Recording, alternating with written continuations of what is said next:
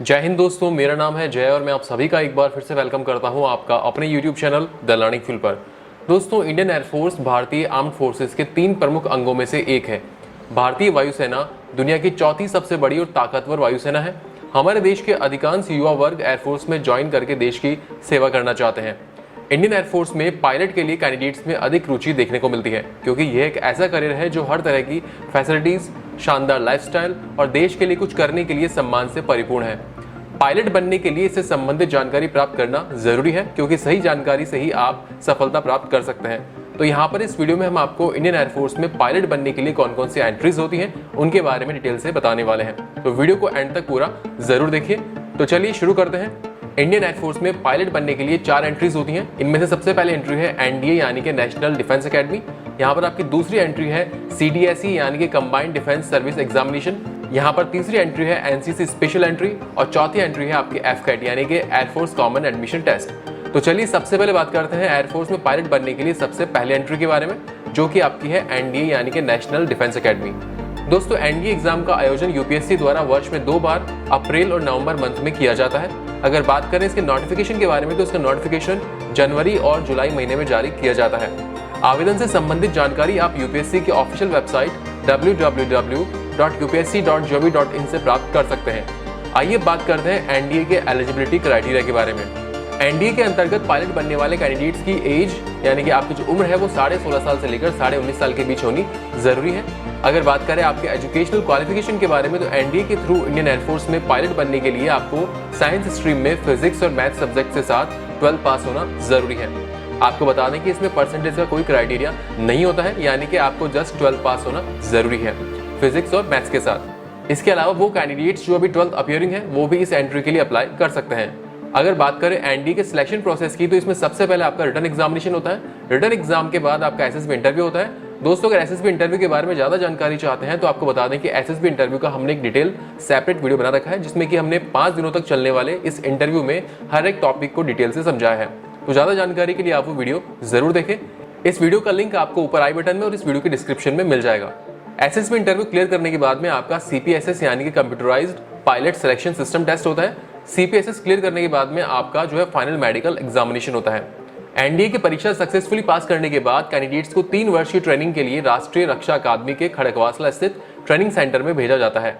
Training के दौरान trainee pilots को हर तरह के हथियार और विमान चलाने का प्रशिक्षण दिया जाता है। इस 3 साल की ट्रेनिंग को पूरा करने के बाद आपकी 1 साल की और ट्रेनिंग होती है एयरफोर्स अकेडमी में, और उसके बाद आपको इंडियन एयरफोर्स में परमानेंट कमीशन अधिकारी का पद प्राप्त होता है। अब हम बात करेंगे इंडियन एयरफोर्स में पायलट बनने के लिए आपकी दूसरी एंट्री के बारे में, जो कि आपकी है सीडीएसई यानी कि कंबाइंड डिफेंस सर्विस। इस परीक्षा का आयोजन भी यूपीएससी यानी कि यूनियन पब्लिक सर्विस कमीशन द्वारा साल में 2 बार फरवरी, मार्च और अक्टूबर, नवंबर में किया जाता है।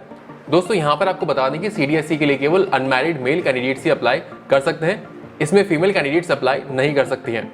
दोस्तों, इसमें सिलेक्टेड कैंडिडेट्स वायुसेना में परमानेंट कमीशन अधिकारी का पद प्राप्त करते हैं। अब बात करते हैं सीडीएस के एलिजिबिलिटी क्राइटेरिया के बारे में। तो सीडीएस के लिए अप्लाई करने वाले कैंडिडेट्स की एज की बात करें यानी कि आपकी उम्र की बात करें, तो आपकी उम्र 20 साल से लेकर 24 साल के बीच होना जरूरी है। और क्वालिफिकेशन की बात करें तो आपने किसी भी स्ट्रीम के साथ ग्रेजुएशन किया हो या फिर आप फाइनल ईयर अपियरिंग है तो भी आप इसके लिए एलिजिबल हैं। लेकिन ध्यान रहे कि ग्रेजुएशन होने के साथ ही साथ आपने अपनी 12th फिजिक्स और मैथ्स के साथ पास करी हो, तभी आप इसके लिए अप्लाई कर सकते हैं। और आपको बता दें कि इसमें आपका परसेंटेज का कोई क्राइटेरिया नहीं होता है। और दोस्तों, आपको बता दें कि इसमें बीई और बीटेक वाले स्टूडेंट्स भी अप्लाई कर सकते हैं। अगर बात करें सीडीएस के सिलेक्शन प्रोसेस की, तो इसमें सबसे पहले आपका रिटन एग्जाम होता है। रिटन एग्जाम के बाद आपका एसएसबी इंटरव्यू होता है। एसएसबी इंटरव्यू क्लियर करने के बाद में आपका होता है सीपीएसएस यानी कि computerised pilot selection system test. CPSS clear करने के बाद में आपका मेडिकल एग्जाम होता है, और वो कैंडिडेट्स जो मेडिकल एग्जाम को सक्सेसफुली क्लियर कर लेते हैं उनकी फिर फाइनल मेरिट लिस्ट निकलती है और उसके बेसिस पर आपका सिलेक्शन होता है। तो दोस्तों, ये थी आपकी इंडियन एयरफोर्स में पायलट बनने के लिए दूसरी एंट्री। अब हम बात करेंगे आपकी तीसरी एंट्री के बारे में। यहाँ पर आपकी तीसरी एंट्री है एनसीसी स्पेशल एंट्री। दोस्तों, एनसीसी स्पेशल एंट्री एक डायरेक्ट एंट्री है, यानी कि इस एंट्री में आपका कोई रिटन एग्जामिनेशन नहीं होता है। इसमें आपका डायरेक्ट एसएसबी इंटरव्यू होता है। इस एंट्री के लिए अनमैरिड मेल और फीमेल दोनों ही कैंडिडेट्स अप्लाई कर सकते हैं। आपको बता दें कि फीमेल कैंडिडेट्स को केवल शॉर्ट सर्विस कमीशन ही ऑफर किया जाता है, जबकि मेल कैंडिडेट्स के पास परमानेंट कमीशन और शॉर्ट सर्विस कमीशन दोनों का ही ऑप्शन होता है। अब हम बात करेंगे एनसीसी स्पेशल एंट्री के थ्रू इंडियन एयरफोर्स में पायलट बनने के लिए आपके एलिजिबिलिटी क्राइटेरिया के बारे में। तो यहाँ पर अगर हम बात करें आपकी क्वालिफिकेशन के बारे में, तो आपके पास भारत सरकार द्वारा मान्यता प्राप्त किसी भी यूनिवर्सिटी से ग्रेजुएशन होना जरूरी है। पर ध्यान रहे कि ग्रेजुएशन में आपके कम से कम 60% मार्क्स होने चाहिए और आपने अपनी 12th क्लास जो है वो PCM यानी कि फिजिक्स, केमिस्ट्री और मैथ सब्जेक्ट के साथ पास करियो विद मिनिमम 60% मार्क्स। और इस क्वालिफिकेशन के अलावा आपके पास NCC के सीनियर विंग में C सर्टिफिकेट भी होना जरूरी है। और आपको बता दें कि इसमें फाइनल ईयर अपीयरिंग स्टूडेंट्स भी अप्लाई कर सकते हैं। अब बात करते हैं इस एंट्री के थ्रू पायलट बनने के लिए आपकी एज लिमिट यानी कि आपकी उम्र के बारे में। तो इसमें अप्लाई करने के लिए आपकी उम्र 20 साल से लेकर 24 साल के बीच होना जरूरी है।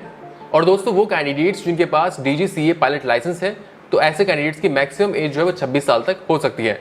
चलिए बढ़ते हैं आगे और बात करते हैं नेक्स्ट एंट्री के बारे में। तो इंडियन एयरफोर्स में पायलट बनने के लिए आपकी चौथी एंट्री है FCAT एंट्री। दोस्तों FCAT एंट्री इंडियन एयरफोर्स द्वारा साल में 2 बार फरवरी और अगस्त मंथ में कंडक्ट करवाई जाती है और इसका नोटिफिकेशन जून और दिसंबर मंथ में इसकी ऑफिशियल वेबसाइट www.careerairforce.nic.in पर आता है। दोस्तों यहाँ पर आपको बता दें कि इस एंट्री के लिए अनमैरिड मेल और फीमेल दोनों ही कैंडिडेट्स अप्लाई कर सकते हैं। FCAT एंट्री एक शॉर्ट सर्विस कमीशन एंट्री है जिसमें आपका सर्विस पीरियड 14 साल का होता है। अब हम बात करेंगे FCAT एंट्री के थ्रू इंडियन एयरफोर्स में पायलट बनने के लिए आपके एलिजिबिलिटी क्राइटेरिया के बारे में। तो यहाँ पर अगर हम बात करें आपके एजुकेशनल क्वालिफिकेशन के बारे में, तो आपके पास भारत सरकार द्वारा मान्यता प्राप्त किसी भी यूनिवर्सिटी से आपको ग्रेजुएट होना जरूरी है। पर ध्यान रहे कि ग्रेजुएशन में आपके कम से कम 60% मार्क्स होना जरूरी है और आपने अपनी 12th क्लास में PCM यानी कि फिजिक्स, केमिस्ट्री और मैथ्स के साथ आपने अपनी 12th क्लास पास करी हो विद मिनिमम 60% मार्क्स। और दोस्तों आपको बता दें कि इसमें फाइनल ईयर अपीयरिंग स्टूडेंट्स भी अप्लाई कर सकते हैं।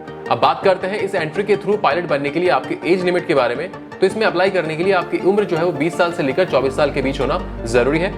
और दोस्तों वो कैंडिडेट्स जिनके पास में DGCA पायलट लाइसेंस है, तो ऐसे कैंडिडेट्स की मैक्सिमम एज 26 साल तक हो सकती है। तो दोस्तों इस वीडियो में हमने आपको इंडियन एयरफोर्स में पायलट बनने के कौन कौन से तरीके होते हैं या फिर कौन कौन सी एंट्रीज होती है उनके बारे में बताया।